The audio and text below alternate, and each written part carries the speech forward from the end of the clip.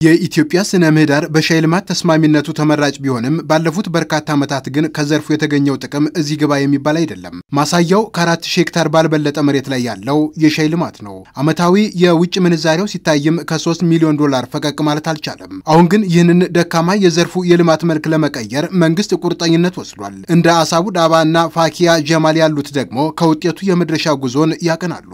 ወደዚህ ስራ ለገባ ቻልኩት ከወረዳው በመጡት የወረዳ አስተዳዳሪዎች እና ግብርና ኃላፊዎች እንደዚህ አይነት ስራ በሰሪ አዋጭ ነው ጥሩ ነው ብሎ ያበረታቱኝ።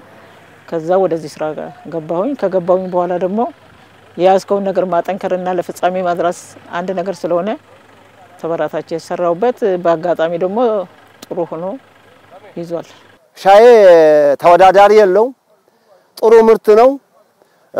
ማንም ለማንም ጥቃት የማይጋለጥ ንብረት ነው።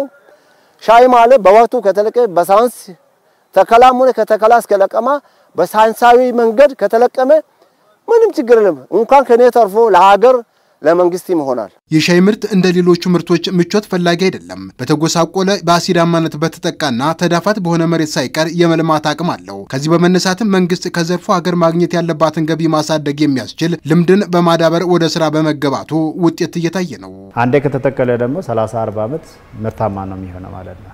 ስለዚህ ይሄንን መጠቀም የምንችልበት እድል ሰፊ ስለሆነ አሁን ያን ኢኒሺዬቲቭ ወደ ሀገራችን አንተን ስትራቴጂ ቀርጸን አዘጋጅተናል። በዛ ስትራቴጂ መሰረት አሁን ኦሮሚያ ላይ በአመት ከ10000 እስከ 13000 ሄክታር ማሳ በሻይ እየተተከለ ነው ያለው። ኦሮሚያ ብቻ እስከ 30000 ሄክታር እየሄድኩ ነው ብሎ ሌላ ደቡብ ምዕራብ ኢትዮጵያ ላይ ሌሎችም ላይ በማስፋፋት ከሻይ የምናገኘው የውጭ ምንዛሬ ገቢ ከቡና ባልተናነሰ መልኩ የምናገኝበት እድል ሰፊ ስለሆነ አሁን በዛ ኢኒሺዬቲቭ በጣም አግሬሲቭሊ እየተሰራ ነው ያለው። ኬንያ ለሻይ ምርት በሰጠችው ትኩረት ልክ ከዘርፉ የምታገኘው ዓመታዊ የውጭ ምንዛሬ ሲታይ ከቡና ያልተናነሰ ነው። ኢትዮጵያም ያላትን የተፈጥሮ ገጸ በረከትና የመስራት አቅምን አጣምራ ከውጤት ለማድረስ በሰጠችው ትኩረት ልክ ለዘርፉ ምርታማነት ወሳኝ በሆኑ ማሽነሪዎች አቅርቦት ላይም መትጋት ይገባታል። ሰው አይምሮ ጠንካራ ከሆነና ሰራለሁ ብሎ ካሰበ ግቡን የማይመታበት አንዳችም ነገር የለም። አይምሮ ከደከመ ብቻ ብርም ቢኖር ምንም ቢኖር ሰው ደካማ ነው።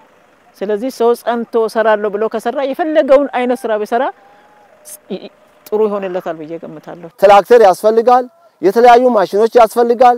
ያ ማሽን አገር ውስጥ የለም ከውጭ ነው የሚገዛ። ያ ደግሞ በመንግስት አቅም ካልሆነ በስተቀር በገበሬ አቅም የሚገኝ አይደለም። ሼር የሚባል አለ፣ የለቀማ ማሽን የሚባል ግራንደር ማሽን የሚባል አለ። ያ ነው እኛ ላይ ታኮ ይሆነብን። አሁን ለመሰብሰብ የደረሰ ሻይ ቅጠል በወቅቱና በጊዜው ወደ ምርት ገብቶ ሂደቶችን ማለፉ በጥራት የመመረቱ ቀዳሚ ተግባር ነው። ይህንን ለማድረግ ደግሞ ወሳኝ የምክር ሐሳብና የቴክኖሎጂ ድጋፎችን ማድረግ የመንግስት ትኩረት ሆኗል። ልማት ውስጥ የገቡትን አርሶ አደሮች ቀጥ አድርጎ ለመያዝና ተጠቃሚ ለማድረግ ይሄ ስራ መሰራት መቻል አለበት። የተሻለ ክፍያ ማግኘት መቻል አለባቸው። ምክንያቱም የበቆሎ ማሳ ሌሎች ማሳዎች ናቸው። በተለይ ደግሞ ባህር ዛፍ የነበሩ ማሳዎችን አጽርተው ነው ሻይ እየተከሉ ያሉትና ይሄንን ለማድረግ በቅርበት መደገፍ አስፈላጊ ነው።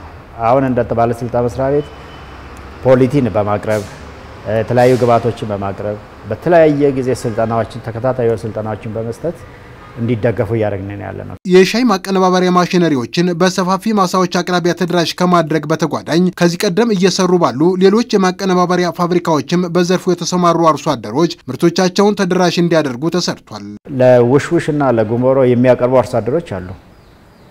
እነሱ ምንድነው በአቅራቢያቸው ይሄ ፋብሪካ ስላለ 1 ሄክታር 2 ሄክታር ለዚህ ዴዲኬት አድርገው ከዛ በየሳምንቱ በየሁለት ሳምንቱ እየለቃቀሙ ለፋብሪካው የሚያቀርቡ አሉ።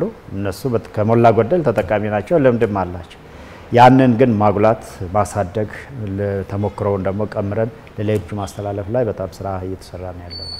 መንግስት ዘመናዊ የግብርና ስርዓትን በማስፋት ከምግብ ሉዓላዊነት መረጋገጥ እስከ ውጭ ገበያ የሚወዳደር ምርትን በብዝሃ ዘርፍ የማስፋት ራዕይን ለማረጋገጥ መሰል ስራዎች አራማጅ ናቸው።